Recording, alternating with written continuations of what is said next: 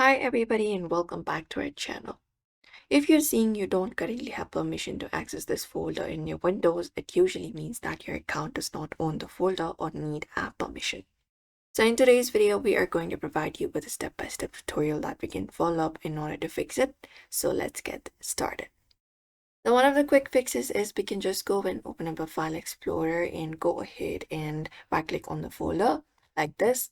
Once you find it up, you just need to go over to the properties. So click on properties and open up the properties of your specific folder. After that, go to security tab, and within security, what we need to do is go to the option for advanced, and within advanced next to owner option here, go ahead and change. So here are different options. You can go to the owner and go ahead and change the owner here and go ahead and replace the owner on sub-containers and objects and click on apply and reopen that folder. That is one of the method you can, that is one of the quick fix you can apply very quickly. Apart from that, you can give yourself full permission as well. So again, open up the folder that's having the issue, right click on it, go to the properties, go to the security tab, and within there, go ahead and go to the edit option. Within edit, you can select a username from the section and go ahead and click on the option for full control.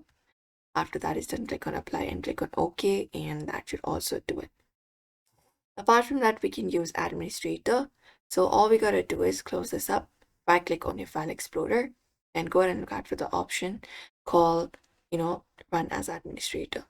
So find file explorer, right click on it and select the option of run as administrator, and then you can try opening up the folder again. And that's it. You can just go and follow out this method and it should work out for you. So we hope this video was helpful. Give this video a like and subscribe for more.